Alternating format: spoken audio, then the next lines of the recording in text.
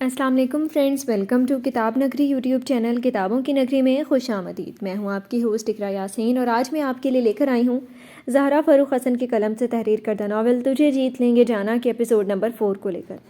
اس episode کو start کرنے سے پہلے آپ کر لیجئے ہمارے چینل کو سبسکرائب، ویڈیو کو لائک اور کلک کر لیجئے بیل آئیکن کو۔ اب آتے ہیں ایپیسوڈ کی جانب۔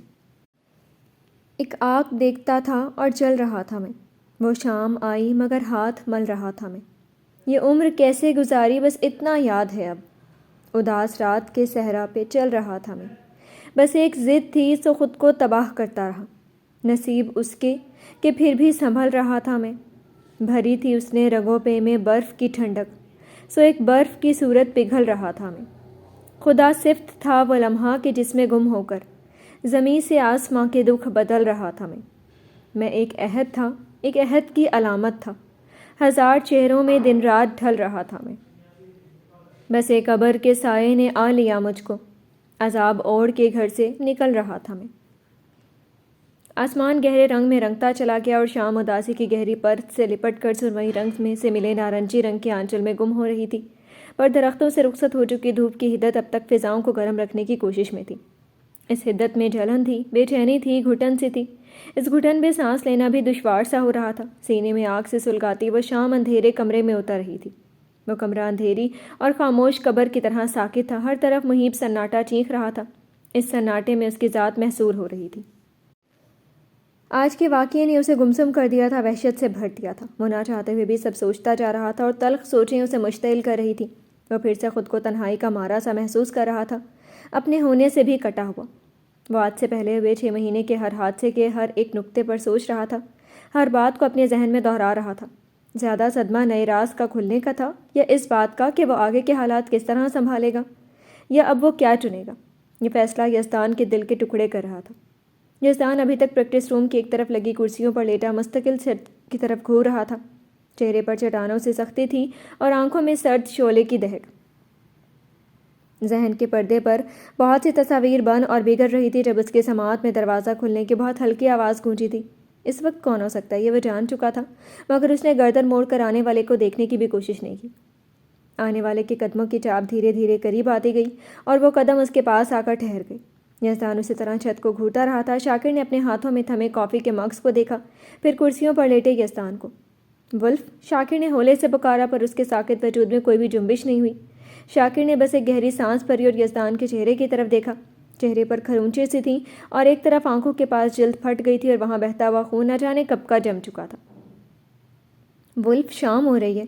وہ یزدان کے چہرے پر زخموں کے ساتھ چھائی پتھروں سے سنجیدگی کو دیکھتے ہوئے سخت ملول خاطر ہوا پر آواز سادہ ہی رکھی، ہونے دو۔ اس کے ہونٹوں سے بس 2 حرف نکلے اور اس نے جلتی آنکھیں بند کر لیں۔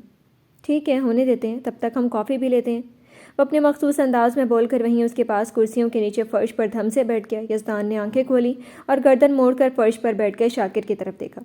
وہ اگر اس کا منہ بھی توڑ دے تو بھی وہ اسے اکیلا چھوڑ کر جانے والا نہیں تھا۔ یزدان نے گہری سانس بھری اور اٹھ کر بیٹھتے ہوئے شاکر سے بولا، اوپر آ کر بیٹھو، اسپاٹ آواز میں کہہ کر اس نے ہاتھ بڑھا کر شاکر کے ہاتھ سے ایک مگ لے لیا۔ شاکر اپنی جگہ سے اٹھ کر اس کے ساتھ ہی وہیں ایک کرسی پر ٹک گیا۔ دونوں کے بیچ خاموشی ٹھہر گئی تھی۔ کافی کے گھونٹ لیتے ہوئے وہ چپکے چپکے ولف کو بھی دیکھ لیتا جو سوچوں میں غرق گرم کافی کا گھونٹ بھر رہا تھا۔ بگ باس بہت ڈسٹرب تھے آپ کو لے کر، وہ بہت پریشان ہو گئے۔ آخر اس نے ہی خاموشی کو توڑا تھا۔ وجدان صاحب کے بارے میں بتاتے ہوئے یزدان کا اسپاٹ چہرہ بھی دیکھا۔ شاکر، تم جانتے تھے یہ بات؟ اس نے ایک دم سے گردن موڑ کر شاکر کے سنجیدہ چہرے کی طرف دیکھا۔ شاکر نے کافی کا خالی مگ اس کے ہاتھ سے لے کر وہیں جھک کر فرش پر رکھ دیا۔ ولف، ہم سب کتنے بھی شاطر اور چال باز کیوں نہ ہو جائیں، مگر ہمیں ایک بات ہمیشہ یاد رکھنی چاہیے، بگ باس قاضی ہے اور وہ ہمیشہ ہم سے ایک قدم آگے رہیں گے۔ ہمیں سارے داؤ پیچ سکھانے والے وہی ہیں، تو ایک چھوٹا سا راز چھپانا ان کے لیے کوئی مشکل نہیں تھا۔ اس کی بات کا جواب اس نے اپنے ہی انداز میں دیا تھا۔ یزدان نے گردن موڑ کر بس اسے گھورا اور کڑواہٹ سے بولا، اس کا مطلب تم بھی جانتے تھے؟ اس کا پوچھنا تھا کہ شاکر نے اپنا خالی مگ رکھنے کے بہانے اپنے چہرے کے تاثرات چھپانے چاہے تھے، اور مجھے یہ نہیں لگتا قاضی کبھی اس بات سے بے خبر رہا۔ چہرہ چھپانے کے بہانے اس نے وہ بات کہہ دی جس بات کو کہنے کے لیے وہ یزدان کے چہرے کے تاثرات نہیں دیکھنا چاہتا تھا۔ یزدان نے ہاتھ بڑھا کر شاکر کا بازو دبوچ کر اسے سیدھا کیا۔ شاکر نے زبردستی مسکرا کر معصوم بننے کی کوشش کی۔ اور مجھے ایسا کیوں لگ رہا ہے غازی کا جانشین جو ہر راز کی کھوج میں لگا رہتا تھا، اسے مار کھائے بہت دن ہو گئے ہیں۔ یہی چیز سے تو ڈر لگ رہا تھا اسے۔ ترنت اپنے دونوں گالوں پر ہاتھ رکھ کر معصوم بن کر بولا، اب میں اس رشتے میں بند گیا ولف کی جس رتبے کے لوگ عزت کرتے ہیں۔ اس سے پہلے وہ واقعی گال سجا دے شاکر نے یاد دلانا ضروری سمجھا۔ یہ لڑکا نا، یزدان نے بس سر جھٹکا اور شاکر کا بازو چھوڑ کر اپنی پشت صوفے سے لگا دی۔ چلو، گھر داماد بننے کا اپنا ہی ایک فائدہ ہے۔ شاکر نے شکر کی سانس لے کر گال سے ہاتھ ہٹا لیے۔ کب سے جانتے ہو شکو؟ کچھ پل خاموش رہنے کے بعد یزدان نے دھیمی آواز میں پوچھا۔ آنکھیں بند تھیں اور چہرے پر تھکان تھی۔ وہ ولف کی اندرونی کشمکش سمجھ سکتا تھا، اندر سے افسوس بھی کر رہا تھا مگر ظاہر نہیں کر سکتا تھا کیونکہ ولف کو ہمدردی سخت ناپسند تھی۔ ولف، میں اس بات سے انکار نہیں کروں گا، ہاں میں جان گیا تھا مگر بہت بعد میں۔ اس وقت میں سچ میں انجان تھا۔ باس کا پلان پرفیکٹ تھا، انہوں نے کسی کو بھی خبر نہیں ہونے دی تھی، سب کچھ اکیلے ہی پلان کر لیا تھا۔ شاکر سنجیدگی سے کہتے ہوئے اپنی جیبیں بھی ٹٹول رہا تھا۔ آخر اس کے ہاتھ میں ولف کے لیے لائی ہوئی بینڈیج اور گیلی وائپ لگ ہی گئی۔ وہ یزدان کے قریب کھسکا۔ لیکن ولف، ایک بات پورے یقین سے کہہ سکتا ہوں۔ اس نے گیلی وائپ کا ریپر پھاڑا اور یزدان کی آنکھوں کے پاس جمے خون کو صاف کرنے لگا۔ یزدان خاموشی سے آنکھیں بند کیے ہوئے پڑا تھا۔ شاکر کو اس کام سے منع نہیں کیا، منع کرنے کا کوئی فائدہ تھا بھی نہیں، اس لیے خاموشی سے اسے سنتے ہوئے اپنے زخموں کی ڈریسنگ کروا رہا تھا۔ شاکر اس کے زخموں کو صاف کرتے ہوئے سنجیدگی سے بول رہا تھا، لیکن انہوں نے جو کچھ بھی کیا نا، صرف اور صرف آپ کی خوشی کے لیے ہی کیا۔ ان کے لیے یزدان کی دل کی خوشی سب سے زیادہ اہمیت رکھتی تھی، اس کے لیے انہوں نے جھوٹ کا بھی سہارا لے لیا۔ آہستہ آہستہ یزدان کے زخموں کو صاف کرتے ہوئے وہ سنجیدگی سے بولتا جا رہا تھا۔ یزدان کے چہرے کو دیکھتے ہوئے شاکر نہیں سمجھ پا رہا تھا آخر اس کے دل و دماغ میں کیا چل رہا ہے۔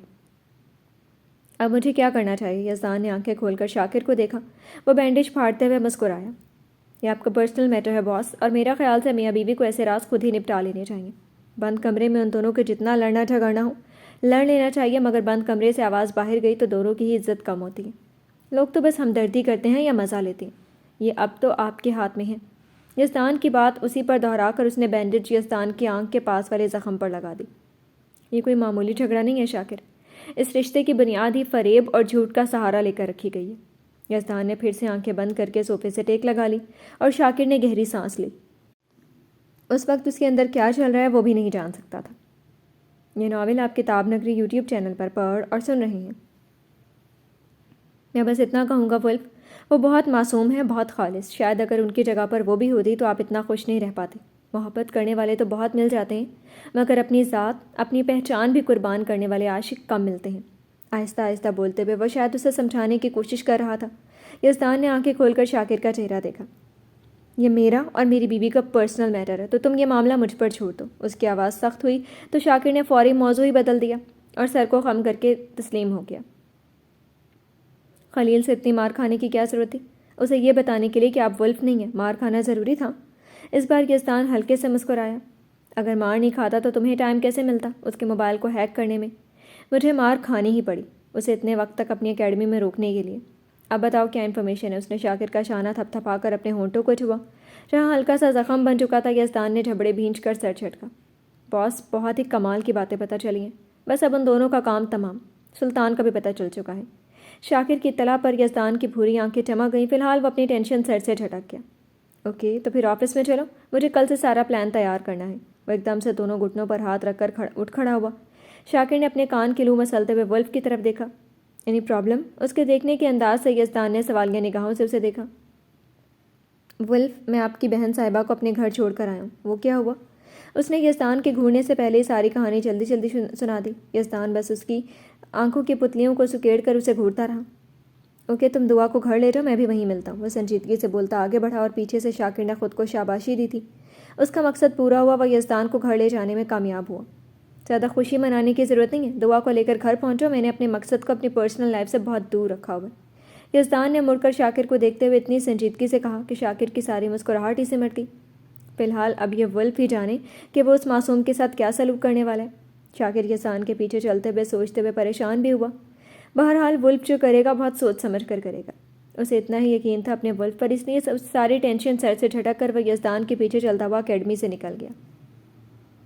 یہ ناول آپ کتاب نگری یوٹیوب چینل پر پڑھ اور سن رہے ہیں۔ شام کے رنگ اور گہرے ہوئے تو یہاں سے وہاں تک پھیلی اجلال مینشن کی عمارت مصنوعی روشنیوں سے جگمگا گئی، اور اس جگمگاہٹ میں واسق کی کار لوہے کا ہیکل گیٹ پار کر کے اجلال مینشن کے اندر آ چکی تھی۔ کار کے اندر مکمل سکوت چھایا ہوا تھا، اور اس سکوت میں اریبہ کا دل تیزی سے دھڑک رہا تھا۔ یہ واسق نے اسے کس موڑ پر لا کر کھڑا کر دیا تھا؟ اریبہ کو تو وہ پچھتانے کا بھی موقع نہیں دے رہا تھا۔ واسق، تمہیں اپنی جان کی بھی کوئی پرواہ نہیں؟ تمہیں یہاں میرے ساتھ دیکھ کر میرے پپا تمہاری جان لے سکتے ہیں۔ شیشے کے اس پار اپنے محل سے گھر کو دیکھتے ہوئے اریبہ کی آنکھوں میں خوف کے ساتھ ساتھ ندامت کے رنگ بھی گھلے ہوئے تھے۔ وہ کل تک اپنے مما پپا کے سامنے طلاق کی بات کر چکی تھی، کتنی نفرت سے واسق کا ذکر کر چکی تھی، اور آج ان سے واسق کو بطور اپنے شوہر کی حیثیت سے ملوانے لے کر آ گئی۔ یہ سوچ کر وہ گلٹی فیل کر رہی تھی، اپنی تذلیل محسوس کر رہی تھی۔ مائی ڈارلنگ بیبی، تم ہو نا میرے ساتھ، میری محبوب بیوی۔ تمہارے ہوتے ہوئے مجھے اپنے سسر جی کا کوئی خوف نہیں ہے۔ تم مجھے ہر مصیبت سے بچاؤ گی نا؟ واسق اس کی حالت سے لطف اندوز ہوتا اس کی طرف جھکا۔ اریبہ نے گردن موڑ کر اس پر نفرت والی نگاہ ڈالی۔ بے ساختہ اریبہ کا دل اس کا خوبصورت چہرہ اپنے لمبے لمبے ناخنوں سے نوچ ڈالنے کا دل ہوا تھا۔ بہت چبا چبا کر وہ بولی تھی، اور اگر میں تمہاری حقیقت اپنے پپا کو بتا دوں، یہ بتا دوں کہ تم نے میرے ساتھ کیسا وحشیانہ سلوک کیا ہے نا، تو تم جانتے تک نہیں ہو تمہارے ساتھ کیا سلوک ہو سکتا ہے۔ میرے گھر کے کتے تمہاری ہڈیاں تک نہیں چھوڑیں گے۔ اپنے گھر کی چار دیواری میں آتے ہی اریبہ کے بدلتے رنگ سے واسق نے ایک منٹ میری جان، اپنے گھر آتے ہی اچھلنے سے پہلے میں کچھ پوائنٹ کی طرف تمہیں متوجہ کر دوں۔ اس کی مسکراہٹ تمسخر آمیز تھی، اور اس نے ایک ہاتھ میں پکڑی کیس کے سرے سے اریبہ کے گالوں پر آتے ہوئے بالوں کو پرے کرتے ہوئے کہا تھا، اولاً ایک بار تم مجھ پر ریپ کا الزام لگا کر خود ہی منحرف ہو چکی ہو، سو آئی تھنک مشکل ہے تمہارا باپ اس بات پر دوبارہ یقین کرے گا کہ میں نے تمہارے ساتھ زیادتی کی ہے، کیونکہ کون ایسی لڑکی ہوگی جو ریپ ہونے کے بعد اپنی ریپسٹ کے ساتھ خوب گھوم پھر کر گھر آئے اور کہے کہ پپا یہی ہے وہ آدمی جس نے میرے ساتھ آج دن بھر زیادتی کی ہے۔ وہ آرام سے بولتے ہوئے اریبہ کا خون کھولا رہا تھا۔ کتنی بے وقوف تھی وہ جو اس کے بنے گئے جال میں پھنستی جا رہی تھی۔ اریبہ پل پل ذلت کے احساس سے لبریز ہو کر بس اسے خون خوار نظروں سے گھورے جا رہی تھی، جو لگاتار بولتے ہوئے اس کے اندر آگ بھڑکا رہا تھا۔ ثانیاً، تمہارے چہرے سے لے کر تمہاری ڈریسنگ تک کہیں سے کوئی یہ ثبوت نہیں دیتی کہ میں نے آج کون سا تم پر ظلم کا پہاڑ توڑا۔ ہاں، اگر تم اتنی بولڈ ہو کہ اپنے پپا کو میرے ساتھ گزارے گئے ان لمحوں کو ایکسپلین کر سکتی ہو تو why not, I don't mind, اس نے کہتے ہوئے شانے بھی اچکائے۔ مگر اریبہ کا چہرہ اپنی ہتک سے سرخ سا ہونے لگا تھا۔ واسق کی گھٹیا باتوں سے اریبہ کے کان سرخ ہوئے جا رہے تھے۔ آخراً خود کو نفرت سے دیکھتی بھوری آنکھوں میں دیکھتے ہوئے وہ ہولے سے جھکا۔ تم نے اگر میرے خلاف ایک بات بھی نکالی نا تو یاد رکھنا، آج میں تمہیں طلاق ضرور دوں گا، مگر ساتھ میں حق مہر کے طور پر وہ ویڈیو کو سارے شہر میں وائرل کر کے اپنا فرض ادا کر دوں گا۔ وہ بولتے ہوئے جس انداز میں مسکرایا تو اریبہ کا رواں رواں ہونے والی رسوائی کے خیال سے تھر آ گیا۔ اور اگر میں تمہارے ڈرامے میں ساتھ دوں تو اسے واسق سے وہ ویڈیو حاصل کرنی تھی کسی بھی صورت میں۔ ایک بار کی فیصلہ کر کے اس نے واسق سے سنجیدگی سے پوچھا، آزادی اور وہ ویڈیو تمہاری، اور میرے چند ایک اہم کام، اور کچھ نہیں۔ آنکھوں میں ڈھیروں چمک لیے اس نے اریبہ کا گال تھپکا۔ اریبہ بس مشکوک نگاہوں سے اسے دیکھ رہی تھی۔ اسے واسق کی باتوں پر اعتبار نہیں تھا، مگر اس کے پاس کوئی چارہ تھا ہی نہیں۔ اس کی بات ماننے کے علاوہ فی الحال اس کے پاس کوئی اور آپشن نہیں تھا۔ اوکے، میں تمہاری ہر بات مانوں گی، مگر تم وہ ویڈیو کسی کو بھی دکھاؤ گے تو نہیں؟ اریبہ کے چہرے پر چھائے ڈر سے وہ مسکرایا، تم میری بیوی ہو، میری عزت، میں اتنا بے غیرت ہرگز نہیں کہ اپنی پرسنل ویڈیو کسی سے شیئر کروں۔ بس تم میری مانتے جاؤ، وہ ویڈیو بھی سیف رہے گی، لیکن میرے پاس۔ اس کے چہرے پر ایک انگلی پھیرتے ہوئے وہ جس ڈھنگ سے مسکرا رہا تھا، اریبہ کا دل چاہ رہا تھا ابھی کہ ابھی اس کے سینے میں گولی اتار دے، مگر وہ بے بس سی تھی۔ اتنی بے بسی تو جب یزدان نے اسے جو ویڈیو دکھائی تھی تب بھی نہیں ہوئی تھی، کیونکہ وہ ویڈیو بس لان تک کی تھی، اور اس کا بھائی وہ ویڈیو کب کا ڈیلیٹ کر چکا ہوگا یہ اریبہ کو یقین تھا۔ مگر سامنے بیٹھا یہ خباثت سے مسکراتا شخص اس پر تو وہ کبھی اعتبار بھی نہیں کر سکتی تھی۔ ڈونٹ وری میری جان، میں اتنا بھی بد کال نہیں، کم وتھ می، ڈرامے کی سٹارٹنگ یہیں سے کرتے ہیں۔ واسق نے کانک دبا کر کہا اور اپنی طرف کا ڈور کھول کر وہ کار سے اتر گیا۔ مجبوراً اب اریبہ کو بھی اترنا ہی تھا، مگر اس کے اترنے سے ہی پہلے واسق گھوم کر اس کی جانب آیا اور اریبہ سے پہلے ہی کار کا ڈور کھول کر اس نے اریبہ کی طرف اپنا ہاتھ بڑھا دیا۔ اریبہ نے لب بھینچ کر اس کا ہاتھ دیکھا اور بے بسی سے اپنا ہاتھ آگے بڑھایا۔ واسق نے اس کے ہاتھ کو مٹھی میں کسا اور اریبہ کو کار سے اترنے میں مدد دی تھی۔ اریبہ کو کار سے اتارتے ہوئے واسق نے چاروں طرف گہری نظر ڈال لی تھی۔ گارڈ سے لے کر CCTV کیمرے کی نگاہوں کا فوکس وہ بن چکا تھا۔ واسق جانتا تھا وہ خود سے موت کے دہانے پر آ کھڑا ہوئے۔ یہ اجلال مینشن ہے، اگر اسے مار کر یہ لوگ یہیں دفن بھی کر دیں تو اس کے لاش کے ٹکڑے بھی کسی کو نہیں مل سکتے۔ پر اس کے ساتھ اجلال یہ بھی تو جانتا ہوگا کہ وہ اتنا بے وقوف تو ہرگز نہیں ہوگا کہ بغیر کوئی تیاری کیے وہ موت کے کنویں میں چلا آئے گا۔ اس لیے واسق مطمئن تھا۔ ابھی تو اجلال خانزادہ کی کمزوری اس کے ہاتھ لگ چکی تھی۔ اب دیکھنا اجلال، تیری اسی کمزور نس کو دبا کر میں نے تجھ سے اپنے پورے خاندان کا بدلہ تجھ سے نہیں لیا تو میرا نام واسق شفیع علی نہیں۔ نفرت سے سوچتے ہوئے واسق کی آنکھوں میں شعلے سے بھڑک اٹھے۔ میرا ہاتھ چھوڑ۔ اپنی سوچوں میں غرق چلتے ہوئے واسق کو اریبہ کی آواز نے چونکایا۔ انجانے میں اس کی گرفت اریبہ کے ہاتھ پر بہت کس گئی تھی۔ اتنی آسانی سے کیسے چھوڑ سکتا ہوں تمہیں؟ وہ کڑواہٹ سے مسکرایا اور اس نے اریبا کی کمر میں دوسرا ہاتھ ڈال دیا۔ اریبا نے گھبرا کر چاروں طرف دیکھا۔ واسق ہاتھ ہٹاؤ اپنے، پلیز لیو می۔ لب بھینچتے ہوئے وہ دبی دبی آواز میں غصے سے بولی تھی۔ واسق نے مسکرا کر اس کی کمر کو ایک اور جھٹکا دیا تھا۔ وہ سیدھے اس کے سینے سے آ لگی۔ تمہارے گھر آیا ہوں، تمہارے گھر والوں پر جتا تو دوں میں کتنا پیار کرتا ہوں تم سے۔ اریبا کی گردن کی پشت کو دوسرے ہاتھ سے کستے ہوئے وہ مکاری سے اریبا کو دیکھ رہا تھا۔ واسق ڈونٹ ڈو دس، لیو می۔ اریبا بے بسی اور غصے سے دبی دبی آواز میں بولی۔ اس کی مضبوط گرفت میں وہ ہل بھی نہیں پا رہی تھی۔ It's just for adventure my baby girl, enjoy it. اس کی کسی بھی احتجاج کو خاطر میں لائے بغیر اس نے اریبا کی گردن کو اور بھی جکڑ کر کھینچا اور جھک کر اریبا کے لبوں کو بس لمحے بھر کو چھو کر اس نے اپنا چہرہ اٹھا لیا۔ اریبا اتنی دیر میں شرم سے گڑ کر رہ گئی۔ سب کی نگاہیں اسے زمین پر گاڑ رہی تھی۔ کل جن ملازمین کی پرواہ کیے بغیر اس نے جس شخص پر الزام لگایا، آج اسی کے ساتھ وہ اپنے گھر کی سر راہ پر عشق لڑا رہی تھی۔ وہ واسق کا مطلب اچھے سے سمجھ چکی تھی۔ سب کو وہ یہ سب دکھا کر اپنی توہین کا بدلہ اسے ذلیل کر کے نکال رہا تھا۔ آئی ہیٹ یو، غصے اور شرمندگی کے احساس اس نے واسق سے نفرت سے کہا اور اس سے اپنے آپ کو چھڑایا تھا۔ But I love you so مچ۔ اس کا بازو دبوچ کر اس نے اریبا کو اپنی طرف کھینچ کر پھر سے اپنی باہوں میں بھر کر وہ اچھی خاصی تیز آواز میں بولا تھا۔ سب کو یہی لگ رہا تھا وہ ناراض اریبا کو منا رہا تھا۔ بس کرو واسق، یہ ڈرامے کرنے بس کرو۔ اریبا کا چہرہ ضبط سے سرخ ہوا جا رہا تھا۔ اس کی ایک غلطی نے اسے کتنا بے بس کر ڈالا تھا۔ ڈرامہ تو اب شروع ہو چکا ہے جانے من، بس اسے اینڈ تک لے جانا ہے۔ اب تمہارے ہاتھ میں ہے، اب مجھے اپنے گھر کے اندر لے چلو سویٹ ہارٹ۔ اریبا کی کمر میں زبردستی ہاتھ ڈال کر اس نے قدم آگے بڑھا دیے۔ اریبا چاروں ناچار اسی طرح اس کے سہارے سے چلتی، ایک ایک قدم گن گن کر رکھ رہی تھی۔ بہت سی نگاہیں حیرانی سے اٹھتی اور پھر جھک جاتی۔ اریبا کو کیا معلوم تھا اس کے ماما پاپا کے گیسٹ بھی آج ہی آئے ہوئے تھے۔ یہ ناول آپ کتاب نگری یوٹیوب چینل پر پڑھ اور سن رہے ہیں۔ ادھر باہر سے آیا ایک ملازم ایک طرف اپنے دوستوں کے سرکل میں کھڑے اجلال خانزادہ کی طرف تیزی سے بڑھا اور اس نے جیسے ہی ان کے کان میں واسق کی آمد کا بتایا، اجلال خانزادہ نے چونک کر اسے پھر سے غصے سے جبڑے بھینچ کر اندر آنے والے دروازے کی طرف دیکھا۔ ان کی نگاہ دروازے سے اندر آتے واسق شفیع علی پر پڑی اور جیسے ان کی بھوری آنکھوں میں شعلے سے چل اٹھے۔ وہ بہت تیزی سے آگے بڑھتے کہ ایک دم سے افشین خانزادہ ان کے سامنے آ گئی۔ یہ گیسٹ میں نے اپنے داماد کے آنے کے اعزاز میں بلائی ہیں اجلال، اور میرے خیال سے تم اپنے معزز مہمانوں کے سامنے اپنی عزت نہیں اچھالنا چاہو گے۔ ایک ہاتھ میں مشروب کا گلاس اور دوسرے ہاتھ سے انہوں نے اجلال کا کوٹ درست کرنے کے بہانے افشین سرگوشی میں کہتے ہوئے مسکرائی۔ اجلال کا دل کیا اس عورت کا منہ تھپڑ سے لال کر دے۔ کیسے ڈرامے سے وہ انہیں بے بس کر رہی تھی۔ ہم اس بات پر بعد میں بات کریں گے، فی الحال اپنے داماد سے سب کا انٹروڈکشن کرواتے ہیں۔ ایک بار پھر 2 انگلیوں سے اجلال کا کوٹ تھپ تھپا کر وہ مڑ کر اندر آ گئے۔ واسق کو مسکرا کر دیکھتے ہوئے انہوں نے قدم بڑھا دیے۔ واسق اب لب بھینچے اپنی طرف آتی افشین کو دیکھ رہا تھا۔ بلو ساڑی میں وہ دمک رہی تھی، لیکن ان کی بےہودگی ڈریسنگ سے اس نے نگاہیں پھیر لیں۔ ہیلو واسق۔ وہ ان کے قریب آ کر زبردستی اس کے گلے بھی لگی۔ واسق نے بہت مشکل سے انہیں خود سے دور دھکیلنے کی خواہش کو دبایا تھا۔ یہ عورت بھلے یزدان کی ماں تھی، مگر وہ کیسے انہیں معاف کر سکتا تھا جو اجلال خانزادہ کے ساتھ برابر کی گنہگار تھی۔ اوہ مائی ڈارلنگ بیبی۔ انہوں نے واسق کے بعد خاموشی سے لب کو چلتی اریبا کو نزاکت سے گلے لگا کر اسے پیار دیا۔ وہ اب تک ان کی خوشی کا مطلب نہیں سمجھ پائی تھی۔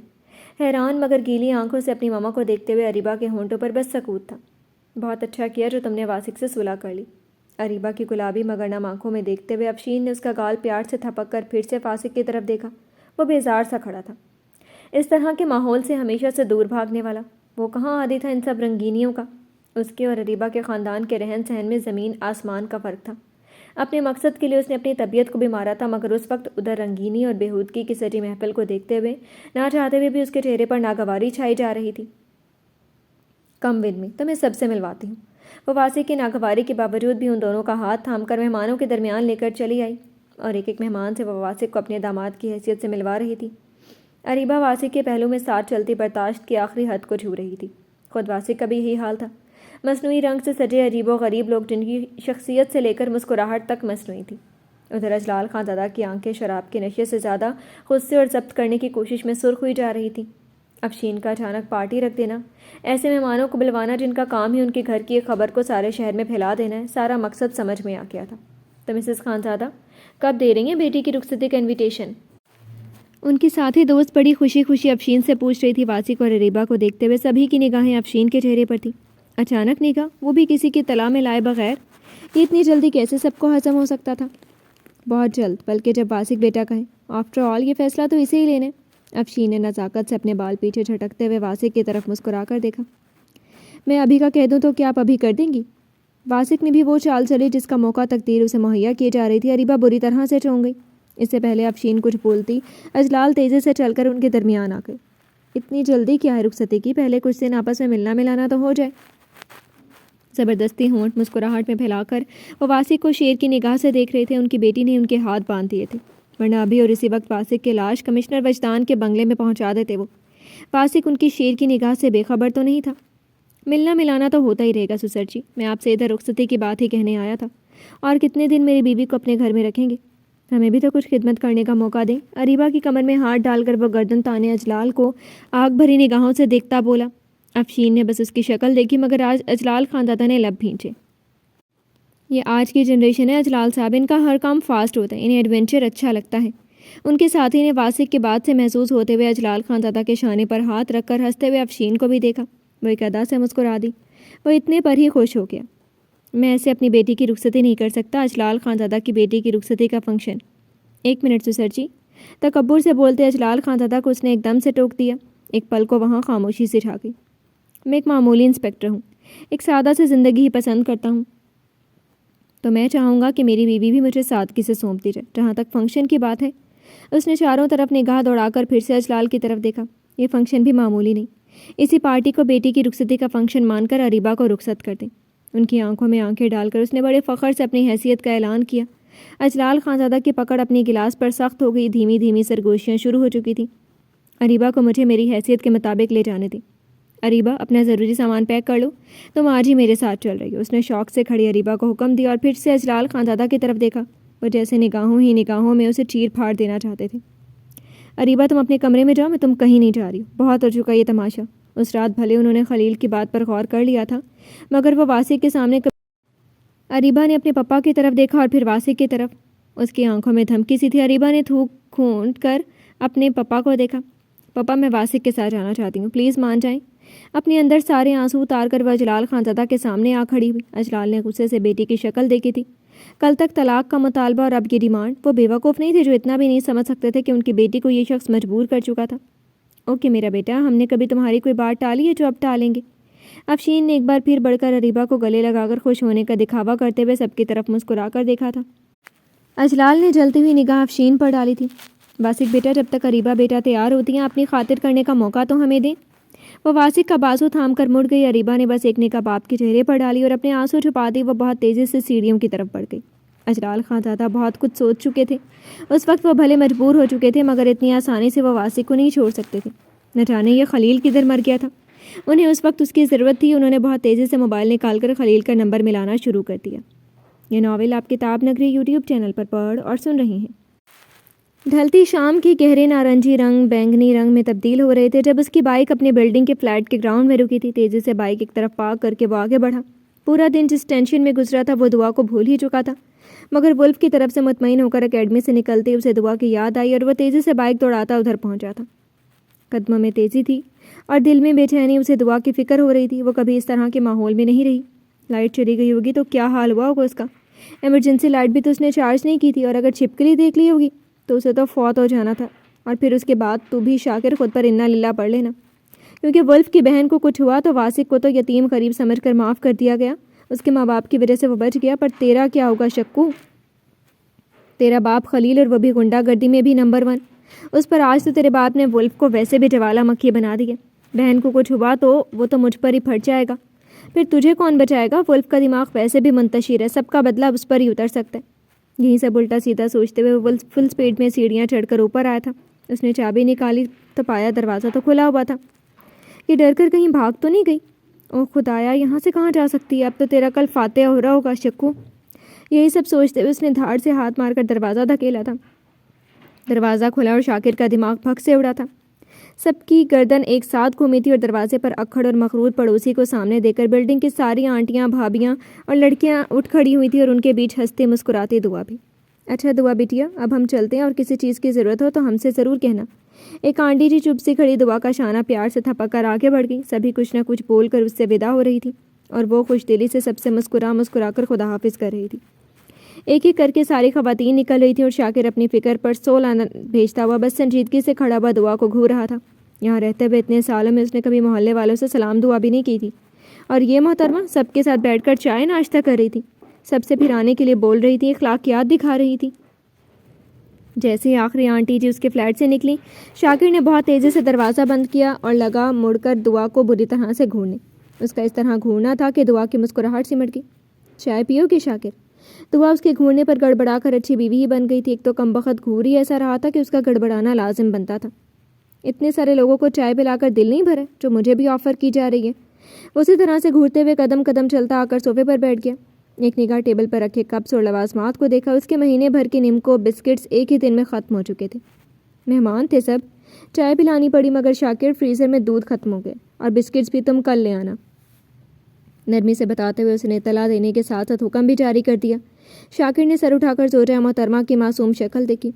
اوہ، یہ تو بڑا مسئلہ ہو گیا۔ کل تو آس پاس والی بلڈنگز والی خواتین بھی آئیں گی نا، انہیں بھی تمہیں چائے ناشتہ کروانا ہوگا، ہے نا؟ بولتے ہوئے اس نے ایک ہاتھ بڑھا کر پلیٹ میں بچے کچے بسکٹس میں سے ایک بسکٹ اٹھا کر دانتوں سے کترے۔ ہاں نا؟ دعا نے فوراً جوش سے گردن ہلائی۔ سب بول رہی تھی کہ وہ سب ملنے آئیں گی، لیکن سب بہت اچھی اور اتنی ملنسار تھیں کہ کیا بتاؤں۔ وہ سب سے بڑی متاثر سے نظر آ رہی تھی۔ ابھی محترمہ کا پالا نہیں پڑا تھا نا ایسی عورتوں سے، ورنہ سب جتنی ملنسار تھیں اتنی ہی جھگڑالو بھی۔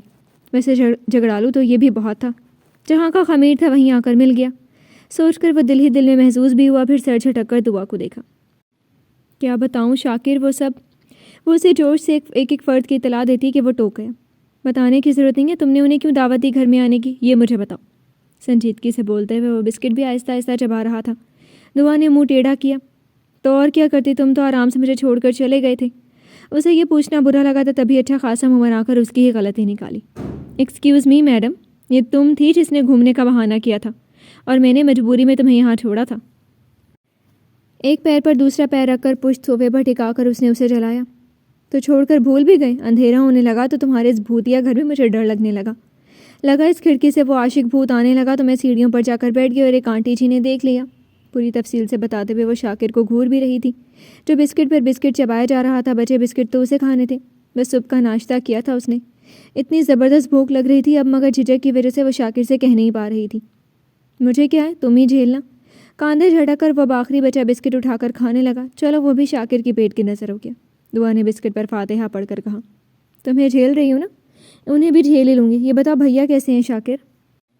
چائے بسکٹ سے دھیان ہٹا کر اسے منہ توڑ جواب دے کر فوراً بھیا جی کی خیریت بھی دریافت کی۔ شاکر اب اسے کیا بتاتا کہ کیا ہوا تھا اور کیا ہونے والا ہے۔ گھر چل کر خیریت پوچھ لینا، ابھی میں بہت تھک گیا ہوں، اپنے اکھڑ انداز میں جواب دے کر اس نے جوتے اتار کر صوفے کے نیچے سرکا دیے۔ شاکر، مجھے اب گھر جانے۔ اسے اتنے اطمینان سے جوتے اتار کر بیٹھ کر بچی کچی نمکو بھی کھاتے دیکھ کر دعا نے بتانا فرض سمجھا، کہیں یہ نہ ہو کہ وہ یہیں آرام سے رہ جائے اور اس کی آنتڑیاں دہائیاں دینے لگے۔ تم اپنے گھر پر ہی ہو۔ شاکر کے جواب پر دعا ایک پل کو چپ سی ہو گئی، کہتے وہ صحیح رہا تھا۔ شاکر، وہاں سب انتظار کر رہے ہوں گے، ہم صبح سے نکلے ہوئے گھوم بھی رہے ہیں، ہم یہاں رک نہیں سکتے نا؟ اپنی انگلیاں مروڑتے ہوئے اس نے اطمینان سے آخری نمکو کو اپنی پیٹ میں بھی منتقل کر کے شاکر کو دوسری طرف متوجہ کرنا چاہا۔ گھر چل کر وہ اپنی دہائی کرتا خالی پیٹ تو بھر سکتی ہے۔ ہاں تو تم نے مجھے گھما کر اتنا تھکا دیا کہ میں اب کچھ دیر آرام کرنا چاہتا ہوں، بول کر وہ صوفے پر سیدھا لیٹ بھی گیا تھا۔ اس کو دعا کو تو آگ ہی لگ گئی۔ سارا دن وہ یہاں تنہا رہی، بھوکی رہی، پھر مہمانوں کی خاطرداری کی۔ اب صاحب یہ کہہ رہے ہیں کہ سارا دن اس نے گھما کر تھکا دیے۔ بولنا پسند کریں گے کہاں کہاں گھمایا آپ نے؟ وہ جو تنزیہ بولی تو شاکر نے گردن ٹیڑھی کر کے اس کا جلا بھنا چہرہ دیکھا۔ وہ جو جلتی تھی نا تو شاکر کو لگتا تھا ہر طرف دھواں سا اٹھ رہا ہو۔ نام گنوانے بیٹھا تو صبح ہو جائے گی، اب ایک کپ چائے تو پلا دو، میں بھی بیوی کے ہاتھ کی چائے کا مزہ لے لوں۔ اف، یہ بندہ! دعا کا دل کیا صوفے سے لٹکتی اس کے لمبی لمبی ٹانگیں کھینچ کر پورے گھر میں نچاتے، لیکن وہ اتنی تنومند کہاں، اوپر سے بھوکی بھی تھی۔ سوری، ہمارے یہاں نئی دلہن کام نہیں کرتی۔ آرام سے منع کر کے وہ دوسرے سنگل صوفے پر بیٹھ گئی اور پیر پر پیر چڑھا کر ہاتھ اس طرح گود میں رکھ کر بیٹھ گئی جیسے ابھی کی ابھی اس کی ڈولی اتری ہو۔ شاکر نے کروٹ بدل کر کوہنی صوفے پر رکھی اور تازہ دلہن کا چہرہ دیکھا۔ یہ جو تمہاری نئی بنی رشتہ دار تھیں، ان سب کے لیے یہ قانون لاگو نہیں ہوتا؟ گہری بھوری سنجید آنکھیں دعا کے چہرے پر جمی ہوئی تھیں اور چہرے پر سنجیدگی۔ وہ تو میرا اخلاقی فرض تھا اور میں نے کہہ دیا تھا، ہماری شادی کو مہینہ بھر ہو گیا۔ گردن اکھڑا کر وہ اپنے کارنامے بڑے فخر سے بتا رہی تھی۔ شاکر نے بھویں سکیڑ کر اسے دیکھا۔ کس خوشی میں تاریخ کو آگے بڑھا دیا گیا؟ وہ نہیں بتا سکتی۔ فوری انکار پر اس نے پھر سے گردن سیدھی کر کے صوفے کے ہتھے پر رکھ دی۔ مت بتاؤ، لیکن چائے پلا دو مجھے۔ آنکھیں بند کی اور پیر جھلاتے ہوئے پھر سے چائے مانگی۔ خود بنا لو۔ دعا کے جھٹ سے انکار پر وہ اٹھ کر بیٹھ گیا۔ اوکے، میں چائے اب رات کے 12 بجے بنا کر پیوں گا، بہت تھک گیا ہوں۔ اس کا اطمینان غارت کر کے اس نے ایک بھرپور انگڑائی لی اور اس نے گریبان کے بٹن کھولنے شروع کر دیے۔ بنا دوں گی، مگر ایک وعدہ کرو، تم کسی سے کہنا مت کہ میں نے ادھر آ کر کام کیا، مما پہلے ہی سے ناراض ہیں اور غصہ ہوں گی۔ چارہ نہ پا کر اس نے انگلی اٹھا کر شاکر کی طرف دکھائے بھی۔ چائے بنانے سے بھی مما ناراض ہوتی ہیں؟ وہ بولتے ہوئے ایک دم سے اٹھا اور جیسے اس نے دعا کی اٹھی ہوئی انگلی اپنی گرفت میں کسی، دعا کو وہ منظر یاد آیا جب اس نے اس کی انگلی اینٹتی تھی۔ شاکر، میری انگلی مت اینٹنا، اس بار کتنے دن تک درد نہیں گیا تھا۔ اس درد کے احساس سے وہ چینک ہی پڑی۔ میں نے اس دن ایک لڑکی کی اٹھی انگلی مروڑی تھی، اپنی بیوی کی انگلی کیوں توڑوں گا؟ وہ ذرا سا خم ہوا اور دعا کے دیکھتے دیکھتے اس نے منہ کھول کر دعا کی انگلی دانتوں کے بیچ دبا کر ہلکے سے کاٹا تھا۔ ہائے مما، بت بنی دعا تو چینک ہی پڑی۔ اب مجھے کبھی انگلی مت دکھانا۔ آرام سے سیدھے ہو کر اس نے شرٹ کے باقی بچے بٹن کھولنے شروع کر دیے۔ میں نا تمہاری شکایت بھیا سے جا کر کروں گی۔ وہ اپنی انگلی دوپٹے سے رگڑتی تیش سے دھمکی دے رہی تھی، لیکن بار بار دوپٹے سے انگلی رگڑتے ہوئے وہ شاکر کے ہونٹوں کا گرم لمس مٹا نہیں پا رہی تھی۔ اپنے پورے خاندان سے کر دینا۔ اس نے بھی ناک سے مکھی اڑائی اور مڑ کر جلی تپی نکچڑی بیوی صاحبہ کو دیکھا۔ گھر چلنا ہے تو جاؤ چائے بنا کر دو مجھے۔ پھر سے وہی رٹ، چائے نہ ہو گئی لت ہو گئی۔ میں نئی دلہن ہوں، ابھی ہماری کل ہی تو شادی ہوئی ہے، مہندی بھی لگی ہوئی ہے، میں چائے نہیں بناتی اب۔ دعا نے ہتھیلی اونچی کر کے شاکر کی آنکھوں کے سامنے کرتے ہوئے انکار کیا۔ شاکر نے سرخ رنگوں سے سجے ہاتھ دیکھے۔ یہ مہندی لگے ہاتھ اسے کتنے پرکشش لگتے تھے، اور جب یہ ہاتھ دیکھتا تو کچھ تو تھا ان ہاتھوں کی خوبصورتی میں کہ وہ پوری شدت سے اسے اپنی جانب کھینچتے تھے، لیکن کوئی احساس کتنا بھی زوراور کیوں نہ ہو، شاکر عباس اتنی جلدی کھینچنے والا نہیں تھا۔ اس نے سر جھٹک کر اپنی شرٹ اتاری۔ چائے بنا کر پلاؤ پہلے، ورنہ یہ مہندی کے رنگ اترنے تک میں تمہیں اس گھر سے ہی نہیں لے کر جاؤں گا۔ اس نے شرٹ اتار کر دعا کے منہ پر پھینکی پرفیوم اور پسینے کی ملی جلی مہک والی مردانی خوشبو۔ دعا بری طرح سے ہڑبڑا کر شرٹ اپنے چہرے سے ہٹا چکی تھی۔ یہ کون سا طریقہ ہے شرٹ دینے کا؟ شرٹ دوبارہ اس کے قریب پھینک کر وہ جل کر بولی تھی، لیکن نگاہیں بالکل بھی شاکر کی طرف نہیں دیکھ رہی تھی۔ یہ دوسری بار تھا شاکر کو بنا شرٹ میں دیکھ کر دعا کو عجیب سا فیل ہو رہا تھا۔ وہ اپنی جگہ سے تیزی سے اٹھی کہ اس نے ایک دم سے دعا کا آنچل تھام کر اسے جھٹکا دیا تھا۔ وہ لہرا کر سیدھے اس کی باہوں میں آ گئی۔ دعا کا رنگ ایک دم سے پھک پڑنے لگا۔ وہ تنہا اس کے ساتھ اس گھر میں تھی، اگر اس نے اس کے آگے اس سے سوچا نہیں گیا۔ یہ نمکین بسکٹ کے بچے کچے زراعت سمیٹ کر گھر جانا، ورنہ دوبارہ واپسی پر چھپکلی کے ساتھ چوہے بھی ادھر آرام فرما رہے ہوں گے۔ اپنی طرف ڈری ڈری نگاہوں سے دیکھتی دعا کی گردن پکڑ کر گھمائی اور اس نے ٹیبل کی طرف کر دی جدھر بچے کچے نمکین اور بسکٹ بکھرے ہوئے تھے، لیکن دعا کے ہوش تو چوہے سن کر ہی اڑ گئے۔ چوہے بھی ہیں؟ اب شاکر کا کون تھا ڈر؟ اس نے اس کے کھلے شانے دبوچ کر اس سے اس طرح ڈر کے پوچھا۔ شاکر کا دل کیا خوب اونچے اونچے کہے لگائے۔ چوہے بھی ہیں؟ اسی کے انداز میں معصومیت کی انتہا پر پہنچ کر اس نے دعا کی رنگت ہی اڑا دی۔ شاکر، مجھے چائے پلاؤ پہلے، تب چلوں گا۔ اس کے دونوں شانے دبوچ کر خود سے دور کرتے ہوئے وہ دعا کو بھرپور تیش دلا رہا تھا۔ دعا کا دل کیا اس کے بال نوچ لے، مگر ادھر وہ اس کے رحم و کرم پر تھی، اس سے پنگا نہیں لے سکتی تھی۔ ٹھیک ہے، لیکن تم ساتھ چلو کچن میں۔ چوہے کے ڈر کی وجہ سے اس کا بس نہیں چل رہا تھا کہ شاکر کی گود میں ہی چڑھ جائے، لیکن بس اتنا کیا ہوا تھا کہ اس کا بازو کس کر دبوچا ہوا تھا اور نگاہیں فرش پر ہی چپکی ہوئی تھی، بس چوہے ڈھونڈ رہی تھی۔ چلتا ہوں، ویسے بھی تمہیں میں اتنا پسند آ گیا ہوں کہ میری شکل تم ہر وقت دیکھنا چاہتی ہو، اس نے دعا کے چہرے کو دیکھتے ہوئے کہا، اور دعا نے جھٹکے سے سر اٹھایا اور پھر ایک دم سے احساس ہوا کہ وہ کیسے اسے لپٹ کر کھڑی ہے، تو خجل سی ہو کر وہ تیزی سے پیچھے کھسکی۔ شاکر نے اپنا بازو دیکھا اور دور ہو گئی دعا کو۔ چائے دو مجھے، اس رات میں نے بنا کر دی تھی، اب تم دو۔ اس کی سوئی تو چائے پر ہی اٹک گئی تھی۔ دعا نے آنکھیں چڑھا کر اسے گھورا۔ ایک کپ چائے بنا کر دے کیا دی، جیسے اپنی جائیداد میرے نام لکھتی ہو۔ اس کے جلے تپے انداز نے شاکر نے اپنے دونوں ہاتھ بڑھا کر اس کی دونوں کلائی تھام کر ہتھیلی اپنے آگے پھیلائی۔ اپنے نام کے ساتھ اپنا آپ تمہاری جاگیر بنا دیے، اس سے بڑھ کر تمہیں اور کیا چاہیے؟ دعا کی ہتھیلی پر جگمگ کرتے نام کو ایک انگلی سے چھوتے ہوئے اس نے سیدھے دعا کی آنکھوں میں دیکھا۔ ایک خوبصورت سا احساس اس وقت دلوں کو چھو کر گزرا، اور دعا کی پلکیں لرز کر گالوں پر گر گئیں۔ ایک لمحے کو وہ حسن کی کارکردگی پر ساکت ہوا تھا، پر دوسرے ہی لمحے وہ سنبھل گیا۔ چائے پلاؤ پہلے اپنے ہاتھ کی۔ اس چائے کی رٹ سے وہ سراپر سلگ کر اسے بری طرح سے گھورتی پیر پٹک کر کچن کی طرف گئی، اور جب تک اس نے چائے بنا کر اسے دے نہ دی وہ سر پر سے ہٹا نہیں تھا۔ اتنی دیر میں وہ بھوک سے واقعی نڈھال ہونے لگی تھی۔ شاکر، مجھے بھوک لگی ہے۔ صوفے پر آرام سے سڑاپ سڑاپ کی آواز کے ساتھ چائے پیتے شاکر کو دیکھتے ہوئے اس نے مری مری آواز میں کہہ ہی دیا۔ اب تو پیٹ سے آواز بھی آنے لگی تھی، کتنا چھپاتی۔ سب کھانے کے بعد صاف ستھری ہو گئی ٹیبل کی طرف اشارہ کر کے اس نے دعا کی بھوک سے اور بھی معصوم ہوتی صورت دیکھی۔ اتنی دیر سے وہ اسی لیے تو اسے ستا رہا تھا کہ وہ خود حق سے کہے کہ اسے بھوک لگی ہے۔ وہ دعا کی جھجک اور انا ختم کر کے ہی دم لے گا۔ مسکراہٹ چھپاتے ہوئے وہ اس کی فریادیں سن رہا تھا۔ کہاں کھایا تھا بسکٹس؟ سوچا تھا سب کے جانے کے بعد کھا لوں گی، اور تم آتے ہی سب کھا گئے. میں نے لنچ بھی نہیں کیا تھا, مجھے اتنی بھوک لگ رہی اور تم نے اسی بھوکے پیٹ سے چائے بھی بنوا کر پی. اس کی شکل سے لگ رہا تھا سچ میں وہ بہت بھوکی تھی. روحانسی ہوتی وہ شکوہ کرتی آنکھیں, اب تو بس آنسو ٹپکنے کی دیر تھی. لنچ تو اس کا بھی نہیں ہوا تھا, سو بیوی کے ساتھ پہلا کھانا وہ اپنی پسند کی جگہ پر کھائے گا. اوکے چلو تمہیں آج 5 اسٹار ہوٹل لے چلتا ہوں. وہ آخری گھونٹ بھر کر تیزی سے کھڑا ہو گیا تو دعا کو یقین نہیں ہوا اسے 5 اسٹار ہوٹل لے چل رہا ہے. سچ میں؟ بے یقینی سے پوچھا, پر آنکھیں چمک سی گئیں. تم بھی کیا یاد کرو گی, کس سخی سے پالا پڑا. کالر کھڑا کرتے ہوئے وہ ادھر آیا تو دعا خوشی خوشی کھڑی ہو گئی. پھر بہت جلدی سے وہ بایا پہن کر اس کے ساتھ نیچے گراؤنڈ تک آئی تھی. شاکر میں اس پر نہیں بیٹھ سکتی. اسے بائک پر بیٹھتے دیکھ کر دعا کی آدھی جان ہوا ہوئی تھی. شاکر نے ذرا سی نگاہ ڈری ہوئی شکل پر ڈالی. ہیلی کاپٹر لانے میں ٹائم لگے گا. آرام سے بائک سٹارٹ کرتے ہوئے دعا دا ہوئے جملے پر دعا نے دانت پیسے. شاکر میں آج تک بائک پر نہیں بیٹھی ہوں, میں نہیں بیٹھ سکتی. وہ سچ میں ڈر رہی تھی. آج تک میرے ساتھ بھی نہیں بیٹھی ہوں نا. ایک ہاتھ بڑھا کر اس نے دعا کا گال تھپکا. نئے ایکسپیرینسز کر لینے چاہیے, صحت کے لیے اچھا ہوتا ہے, انسان سمارٹ رہتا ہے. گال تھپکتے ہوئے ایک بار پھر اس نے دعا کو سراپا جلایا تھا. تم نے پھر مجھے موٹی کہنا چاہا. اس کی آنکھوں میں غصہ چھلکا. شاکر کا ہاتھ بھی بہت زور سے جھٹکا. دیکھیے بیگم صاحبہ, اس نے جیسے اسے بیگم کہا. دیکھو بیگم مت کہنا, میں واسق. انگلی دکھا کر بولتے دعا کے منہ سے نکلا اور پھر جیسے وہ شرمندہ سی ہو گئی. چپکے سے اس نے شاکر کی طرف دیکھا. اوکے بیگم صاحبہ.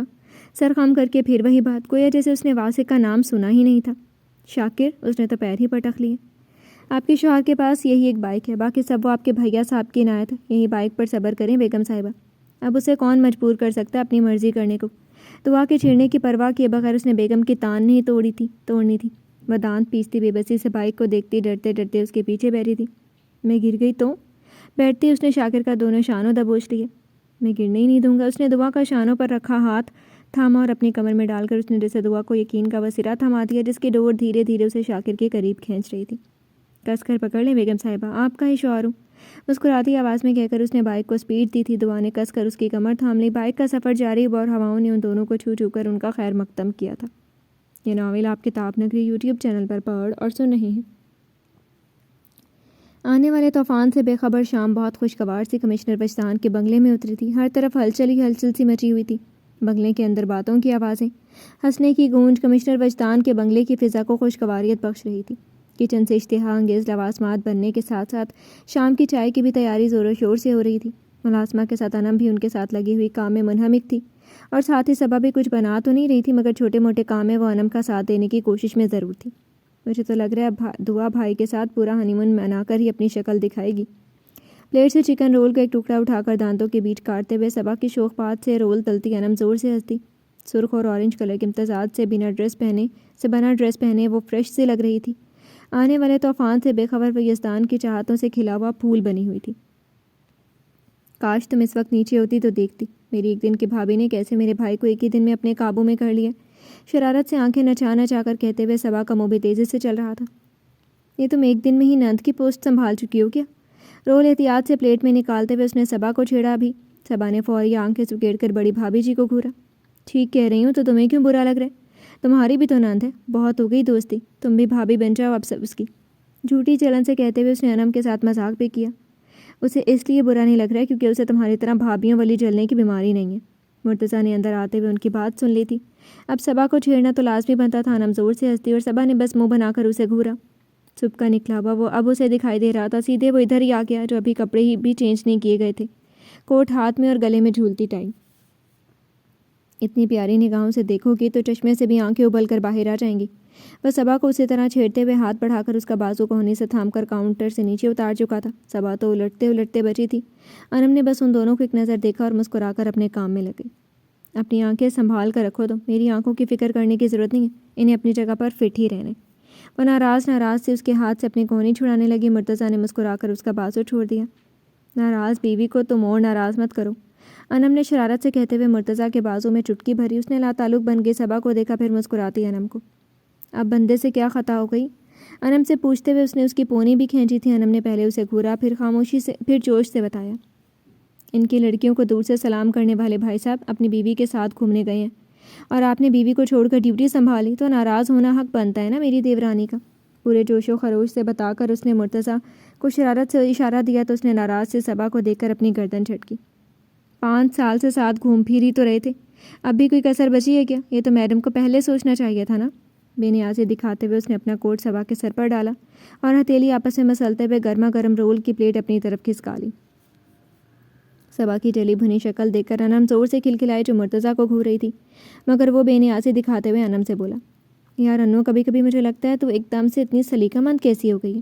تو ساری چیزیں ایسے مزے کی بناتی ہے، لگتا ہی نہیں ہے اس سے پہلے تو نے کبھی بنائی ہے۔ نہیں، مزے سے کھاتے ہوئے مرتضیٰ کی بات پر ایک دم سے انم کے چہرے کا رنگ اڑا تھا، جسے اس نے مڑ کر کیبنٹ کھول کر کچھ نکالتے ہوئے چھپانے کی کوشش کی، مگر انگلیاں ہلکے سے لرزی تھیں۔ یہ پہلی بار تھا مرتضیٰ نے ایسی بات کی تھی۔ یہی تو میں بھی کہہ رہی ہوں کہ بھیا کی محبت میں کوئی جادو ہی تھا جو انم میڈم کچن کے سارے کام بغیر سیکھے ہوئے اتنے سلیقے سے کرنے لگی، کھانے تک بنانے لگی۔ صبا بھی ساری ناراضگی بھول کر مرتضیٰ کا ساتھ دینے لگی، تو انم نے خود کو سنبھال لیا۔ کیبنٹ بند کر کے اس نے ان دونوں کی طرف دیکھا۔ تم دونوں میرا مذاق اڑا رہے ہو؟ اندرونی کیفیت چھپاتے ہوئے اس نے ان دونوں کو کھپکی سے گھورا۔ ایک دم نہیں میری کیوٹ بلی۔ مرتضیٰ نے ایک ہاتھ بڑھا کر اس کے پھولے گال نوچے۔ انم اس کے دلار پر ہنسی تو اس کے ڈمپل ظاہر ہو گئے۔ کاش میری بیوی کے بھی ڈمپل ہوتے تو کھا ہی جاتا میں۔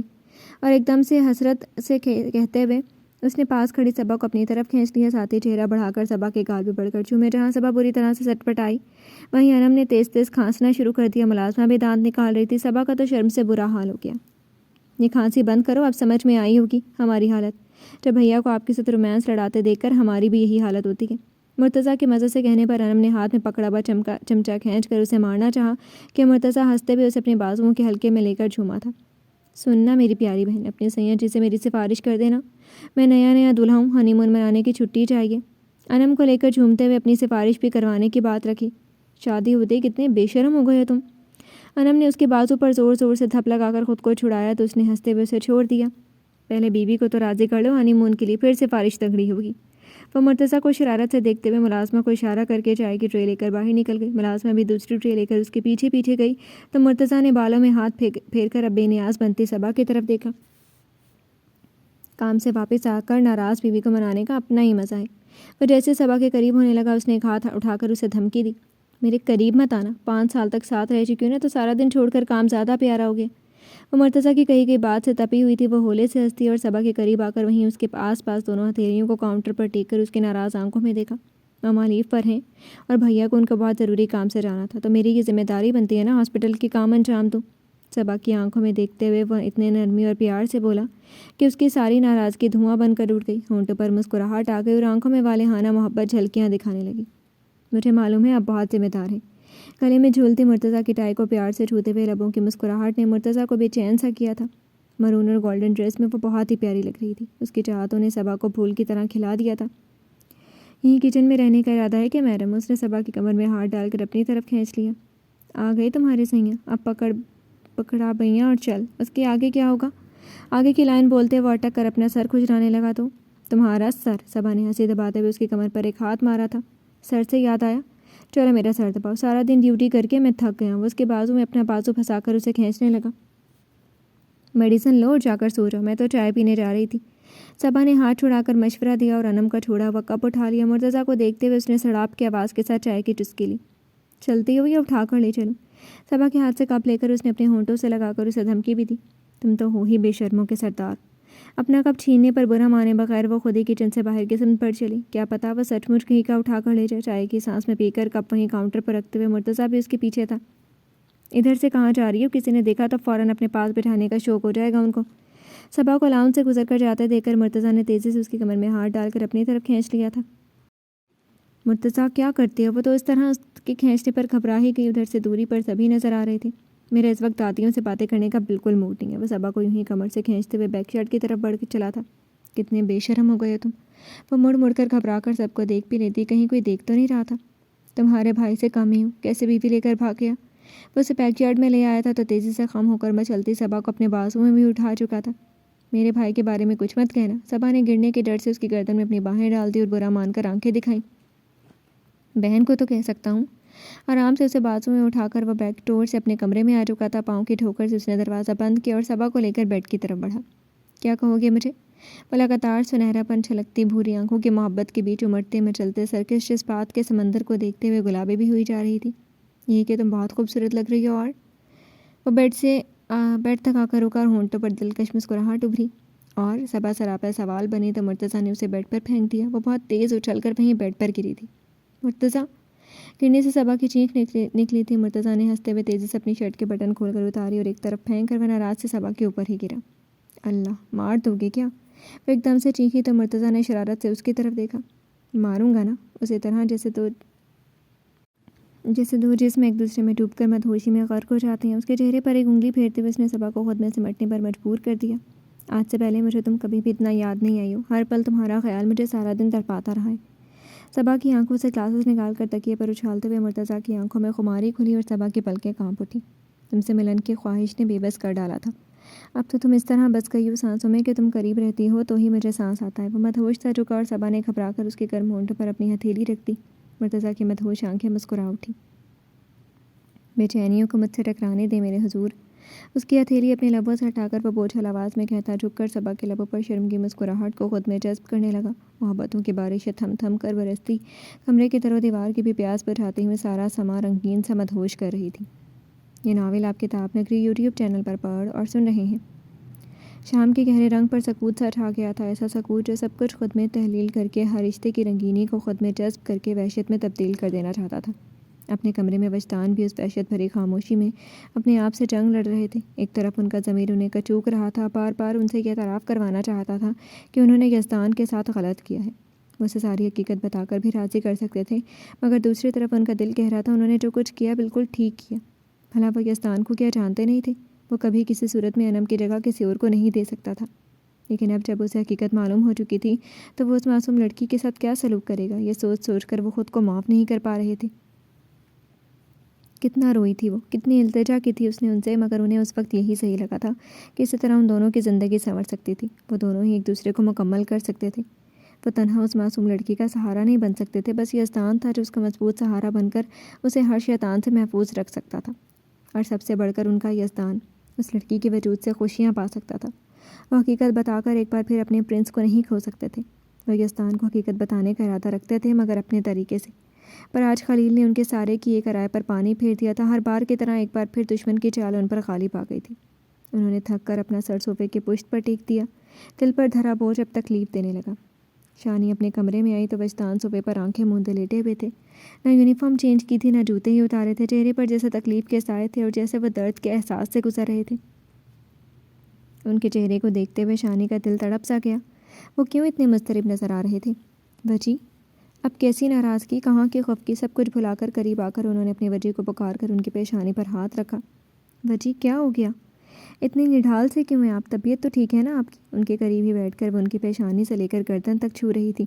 وجدان نے ہولے سے پلکیں کھولی اور شانی کا فکر مند ہوتا چہرہ دیکھتے ہوئے انہوں نے پھر سے اپنی آنکھیں بند کر لی۔ میں تھک گیا ہوں شایان، بہت تھک گیا ہوں۔ ایک بوجھ اپنے سینے پر اٹھاتے اٹھاتے اب میری روح تک تھک رہی ہے۔ وہ ایک دم سے ٹوٹے پھوٹے سے نظر آنے لگے۔ شانی کا دل ان کی آواز کے درد سے تڑپ اٹھا۔ وجی، آپ ایسا کیوں کہہ رہے ہیں؟ اٹھیں، چلیں بیڈ پر لیٹیں، میں چیک کرتی ہوں، طبیعت خراب ہو رہی ہے آپ کی۔ بے قرار سی ہو کر شانی ان کے چہرے کو پریشانی سے دیکھتے ہوئے وجدان کا بازو تھام کر وہ وجدان کو اٹھانے کی کوشش کرنے لگی۔ وجدان نے بس آنکھیں کھول کر اپنے محبوب کو دیکھا۔ ان کے درد کو تو بس ان کی باہوں میں آرام ملنا تھا۔ مجھے بس خود میں سمیٹ لو شایان، میں آج ایک عذاب سے گزر رہا ہوں، ٹوٹ رہا ہوں، بکھر رہا ہوں۔ ان کی گود میں سر رکھ کر اپنا چہرہ شانی کے پہلو میں چھپا چکے تھے۔ شانی نے بے ساختہ انہیں اپنی نازک بازوؤں میں سمیٹ لیا۔ ایسا کیا ہو گیا بچی؟ آپ تو اتنے مضبوط ہیں، اتنے۔ میں نہیں ہوں مضبوط شایان، نہیں ہوں مضبوط۔ میں بھی ایک باپ ہوں، اپنی اولاد کے لیے میرا دل تڑپتا ہے۔ وہ درد سے جیسے ٹوٹ رہے تھے، گل کا احساس انہیں کاٹ رہا تھا۔ آنے والے حالات کے خیال سے وہ پریشان ہو رہے تھے۔ یزدان کی خوشی اجڑنے کا انہیں ڈر تھا۔ ان کے بالوں میں انگلیاں پھیرتے ہوئے شانی کو سمجھ میں نہیں آ رہا تھا کہ بات کیا ہے۔ وجی، کیوں مجھے ڈرا رہے ہیں؟ کیا ہوا ہے؟ مجھے بتائیں۔ انگلیاں وجدان کے بالوں میں الجھ رہی تھیں اور دل لرز لرز سا رہا تھا۔ میں نے اپنے ہی بیٹے کے ساتھ دھوکہ کیا ہے شانی، اسے فریب دیا۔ ایک جھوٹ کے سہارے میں نے صرف اس کی نہیں، ایک معصوم کی زندگی بھی تباہ کی ہے۔ شایان کی گود سے ایک دم سے اٹھے۔ انہوں نے اپنا سر دونوں ہاتھوں میں گرا کر اپنا بال مٹھیوں میں جکڑ لیے۔ سخت اضطراب چھلکاتا ان کا چہرہ۔ شانی کا دل اور بھی کانپا۔ مصطفیٰ کے ساتھ دھوکہ؟ شانی کو تو اپنے کانوں پر یقین نہیں آیا تھا۔ بھلا ایسے کیسے ہو سکتا تھا؟ وجدان کبھی یزدان سے کوئی بات نہیں چھپا سکتے تھے، ان دونوں کے بیچ کبھی کوئی راز نہیں رہا تھا۔ پھر وجی بولے، کیا کیا ہے آپ نے میرے مصطفیٰ کے ساتھ؟ شانی ایک دم سے ہراساں اٹھی۔ بات ضرور کوئی بڑی تھی، ورنہ وجدان کبھی ایسے مضطرب اور ٹوٹے ہوئے نہیں نظر آتے تھے۔ وجدان نے سرخ آنکھوں سے شانی کو دیکھا۔ میں اور کیا کرتا شایان؟ اس وقت میں نے صرف اس کا باپ بن کر سوچا۔ میرے بیٹے نے زندگی میں پہلی بار کسی کے لیے اپنی وحشت، اپنی درندگی پر قابو پایا تھا، کسی کے لیے جینا چاہتا تھا، کوئی تھا جو اسے خوش رکھ سکتا تھا، تو بھلا میں کیسے اسے حقیقت بتا کر اسے پھر سے پتھر میں تبدیل کر دیتا؟ کتنے درد تھے جو ان کی بھوری آنکھوں میں چیخ رہے تھے۔ کیا شانی نہیں جانتی تھی یزدان ان کی جان تھا؟ وہ اس کی خوشی کے لیے کچھ بھی قربان کر سکتے تھے۔ اپنے پرنس کو کھونے کا غم تو برسوں سے غازی نے اپنی روح پر اٹھایا تھا۔ بجی، اگر آپ نے یہ سب یزدان کی خوشی کے لیے کیا ہے نا، تو وہ سمجھے گا یہ بات، ضرور وہ آپ کی مجبوری سمجھے گا۔ شانی نے ان کے دونوں ہاتھ اپنے ہاتھوں میں تھام کر جا کرتے ہوئے ان کے سلگتے دل پر مرہم رکھنے کی کوشش کی۔ شایان، یزدان سمجھ بھی لے تو میں کیسے اس سے نظریں ملاؤں؟ اور سب سے بڑھ کر وہ معصوم، اس کے ساتھ کہیں وہ ایک نئی گلٹ میں مبتلا ہو چکے تھے۔ وہ یزدان کی وحشت سے گھبراتے تھے، اس کے غصے کی آگ سے وہ ڈرتے تھے۔ وہ تو بہت معصوم تھی، بھلا وہ کیسے یزدان کا عذاب سہ سکتی تھی؟ کس کی بات کر رہے ہیں آپ؟ بجی، کیوں مجھے ہلائے دے رہی ہیں؟ شانی کا دل اب پتے کی طرح لرز رہا تھا۔ آخر کون سا راز تھا جو ابھی کھلنا باقی تھا؟ یزدان کی بیوی کی، ان کے منہ سے بہت مشکل سے نکلا تھا۔ انم کی؟ شانی کو کچھ بھی سمجھ نہیں آ رہا تھا۔ یزدان کی بیوی انم نہیں، سمن ہے شانی۔ کوئی دھماکہ تھا جو انہوں نے شانی کے سر پر پھوڑا تھا۔ وہ بے یقین نظروں سے وجدان کو سب بولتے ہوئے سن رہی تھی، اور صدمے سے ان کی آنکھوں میں ایک عذاب تھا جو اترتا جا رہا تھا۔ جی تو فرینڈز، کیسے لگے آپ کو آج کے ایپیسوڈ؟ کمنٹ سیکشن میں ضرور بتائیے گا۔ پھر حاضر ہوں گے ناول کے نیکسٹ ایپیسوڈ کے ساتھ۔ تب تک کے لیے اجازت دیجیے۔ شکریہ، اللہ حافظ۔